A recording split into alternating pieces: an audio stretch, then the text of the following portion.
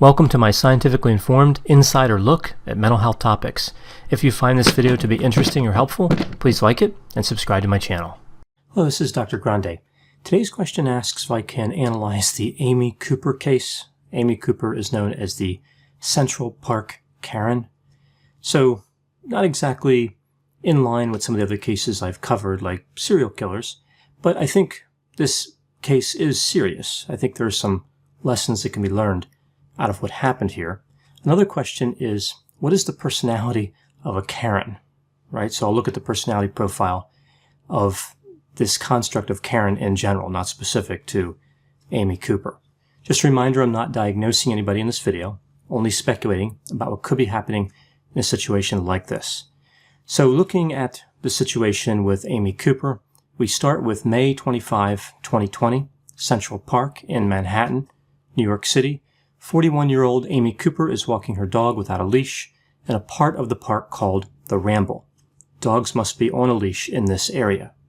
Cooper is approached by a 57-year-old African-American man named Christian Cooper. They're not related to one another. Christian informs Amy that the Ramble has this rule that says that dog leashes are required. She tells him that the runs are closed, so the dogs can't exercise there, and he suggests an alternative just outside of the Ramble. But Amy Cooper says that's too dangerous. Christian then says, look, if you're going to do what you want, I'm going to do what I want, but you're not going to like it. Now, Amy would later say that she felt threatened by this comment. She was in this area alone with Christian. Christian then starts recording this video that would become famous. Amy approaches Christian while dragging her dog by the collar. The dog's front paws look like they weren't even touching the ground. She tells Christian to stop recording. Christian asks her not to come close to him. Amy says she's going to call the police and tell them that an African-American man is threatening her. And that's what she does, getting increasingly dramatic as she's on the phone with the 911 operator. It's really disturbing. She told the 911 operator that an African-American man was recording her and threatening her and her dog. Now, she's holding the phone in one hand, so as she finishes saying that, her dog starts choking because he started to spin around with her hand on the collar. If only she had followed the rules and put a leash on the dog. When the police arrived, they did not find Amy or Christian on the scene, and they are treating this as if the case is closed. Amy Cooper was identified shortly after this. Her employer fired her. She surrendered the dog back to the rescue where she had obtained it, and she apologized several times. Christian Cooper has expressed concern over the degree of backlash against Amy Cooper, saying that there is a larger issue that needs to be addressed here, and focusing on one person will not help solve the underlying race issues that surfaced as part of this incident. Christian has also noted the irrationality of people making death threats against Amy Cooper. She endangered his life, and now they're threatening to kill her. So he's kind of concerned because that doesn't make sense. So what are my thoughts on this case? Well, clearly, Amy Cooper's behavior was racist and dangerous. If the police had arrived, and they were both there, Christian could have been arrested, or worse.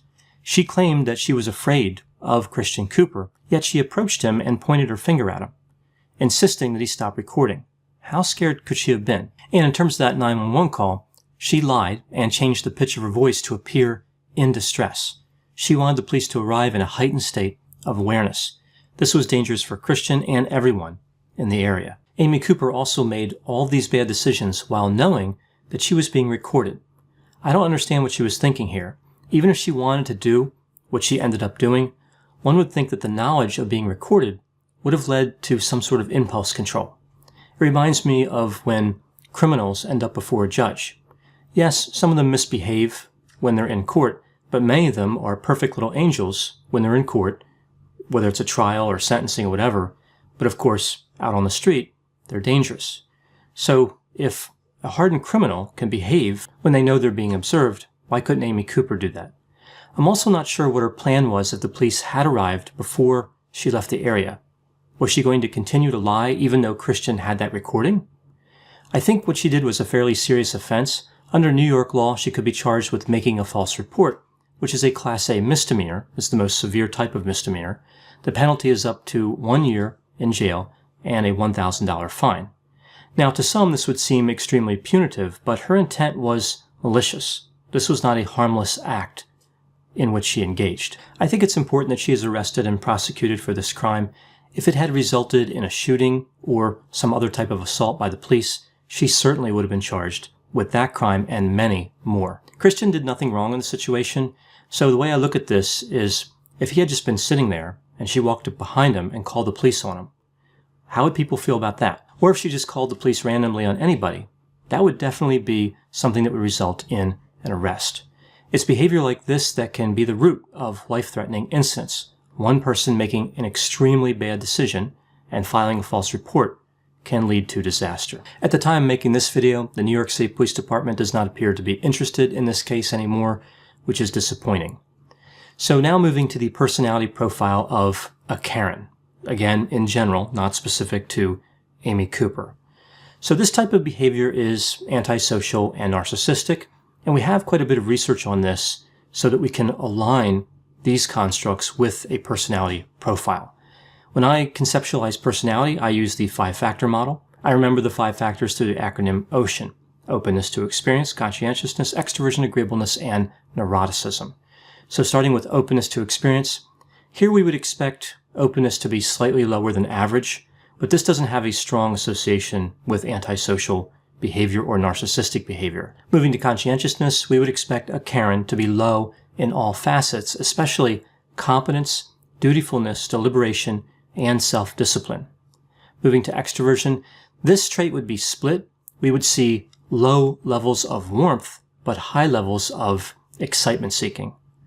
Now, moving to agreeableness, we see this has the strongest relationship with antisocial and narcissistic behavior. We would expect a Karen to be low on all facets, so that would be trust, straightforwardness, altruism, compliance, modesty, and tender-mindedness.